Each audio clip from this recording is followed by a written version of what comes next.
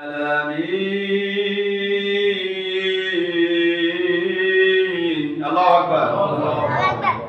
আল্লাহ তাআলা বলেন কুলিন্না সলাতি, আমার নামাজ আল্লাহর জন্য, ওয়া নুসুকি, আমার কুরবানি আমার আল্লাহর জন্য, ওয়া মাহইয়ায়া ওয়া মামাতি, আমার জীবন এবং আমার মরণ সবকিছু আমার আল্লাহর জন্য। সুবহানাল্লাহ বলেন। আল্লাহ তাআলা সূরা আনাম 6 নম্বর সূরা 162 নম্বর আয়াতে আল্লাহ তাআলা ঘোষণা করলেন কুলিন্না সলাতি, আমার নামাজ আমার আল্লাহর জন্য, আমার কুরবানি আমার আল্লাহর জন্য। এবার আসেন ভাই, কুরবানি যদি আল্লাহর জন্য হয় রে, কেন আপনি বাঁচতেছেন কুরবানি এত ছোট ছোট? কেন আপনি ভাগ খুঁজতেছেন? আগে তো ভাগের কথা বলা নাই। আপনি কিনবেন ভালো খাসি, আপনি কিনবেন ভালো দুম্বা, আপনি কিনবেন ভালো ভালো গরু, কিন্তু আপনার যদি সালাত না থাকে, প্রথমে আয়াতে এসে কুলিন্না সালাতি,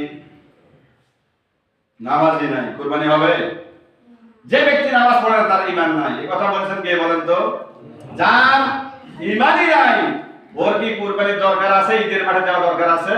এই কথা নিষেধ করেছেন কে বলেন তো? মুহাম্মদ সাল্লাল্লাহু আলাইহি ওয়াসাল্লাম বলেছে কুরবানি দেওয়ার সামর্থ্য থাকলে আপনি অবশ্যই কুরবানি দিবেন।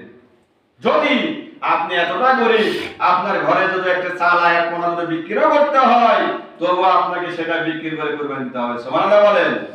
কত খানি কথা বলেছেন, কড়া কথা বলেছেন হাদিসের ভাষায়, অথচ আমরা নামাজ পড়ি না কিন্তু কুরবানি দিয়ে তাড়াহুড়া করি।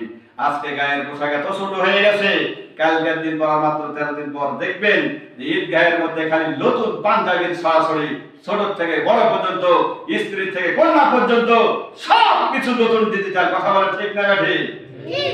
অথচ একটা দিন যদি, একটা ঈদে যদি আপনার স্ত্রীকে আপনি দিতে না পারেন, মা বোনেরা হয়তো বলে আছেন, তাদের উদ্দেশ্যে বলছি, মা বোনেরা আপনারা কখনো কোনোদিন স্বামীকে কোনো কথা বলবেন না, জোরে কথা বলবেন না।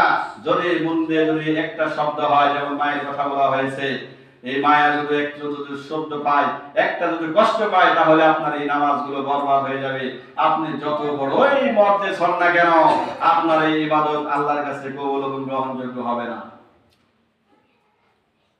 আল্লাহ রাসূল বিশ্বনবী জনাবে মুহাম্মদুর রাসূলুল্লাহ সাল্লাল্লাহু আলাইহি ওয়াসাল্লাম বলতেছেন, যদি আল্লাহর পরে কাউকে সিজদা করা হতো রে, আমি হুকুম দিতাম আমার উম্মতেরা, তোমরা তোমাদের নারীগণ, তোমরা তোমাদের স্বামীকে সিজদা করো।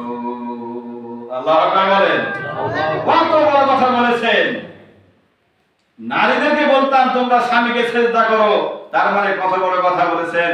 একবার মা বোনেরা চিন্তা করবেন, আপনার স্বামী আজকে উপার্জন কম করতে পারে, আপনার স্বামী আজকে কম টাকা আপনার কাছে দিতে পারে, আপনার স্বামী আজকে খারাপ খায়, এই বলে আপনি কোনো কষ্ট নেন না।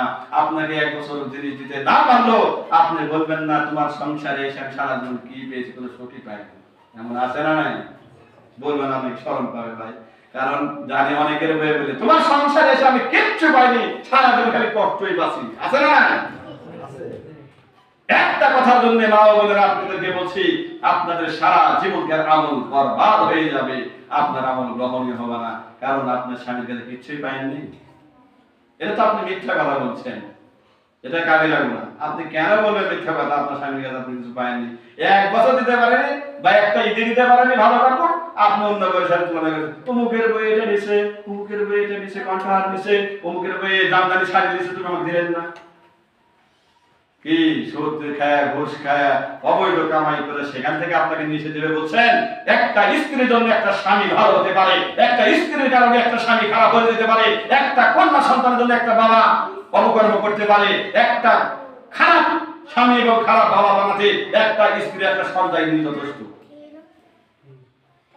একটা ছেলেকে অ্যান্ড্রয়েড ফোন কিনে দিতে হবে, একটা অ্যান্ড্রয়েড ফোনের দাম হচ্ছে 1 লক্ষ টাকার উপরে আইফোনের দাম। আইফোনটা যদি আপনার দেওয়ার সামর্থ্য না থাকে, এখন দেখা যাচ্ছে বাংলাদেশের ভিতরে অনেক পরিবারে এই অ্যান্ড্রয়েড ফোন নেওয়ার জন্য বাবাকে ফোন করেছে, হয়নি? ঘটনা ঘটেনি ভাই? অনেকেই ঘটেছে। এগুলা কুলাঙ্গার সন্তান। এই সন্তান আপনাকে বলা হয়েছে বুখারী মুসলিমের 2554 নম্বর হাদিসের বর্ণনা, একটি সন্তান পৃথিবীর বুকে তুমি রেখে দাও, নেককার সন্তান লাহাদু সালেহিন, যেই সন্তান অনেক অনেক মর্যাদাপূর্ণ, এই সন্তান যেন আপনার জন্য মৃত্যুর পরে ওই যে এখন যারা কবরে শুয়ে আছেন, জানেন কত কষ্ট আছে ওখানে? একটা ব্যক্তি যদি জানতো কবরের একটা সেকেন্ডের শাস্তি কি, একটা ব্যক্তি যদি জানতো একটা কবরের আযাব কি, একটা ব্যক্তি যদি জানতো একটা কবরের কতখানি ভয়াবহতা আছে, একটা ব্যক্তি যদি জানতো কবরের সাপ কতখানি ভয়ঙ্কর হতে পারে, তাহলে ওই ব্যক্তির দ্বারা কোন রকম একটা পাপ করা সম্ভব ছিল না। একটা পাপ করা, ফামান ইয়ামাল মিসকাল যাররা, ফামান ইয়ামাল মিসকাল যাররাতিন খায়রান ইয়ারা ওয়া মান ইয়ামাল মিসকাল যাররাতিন শাররান ইয়ারা। আল্লাহ তাআলা বলতেছেন সূরা জিলজালে 99 নম্বর সূরা 7 নম্বর আয়াত 8 নম্বর আয়াতে বলতে, ফামান ইয়ামাল মিসকাল যাররাতিন খায়রান ইয়ারা ওয়া মান ইয়ামাল মিসকাল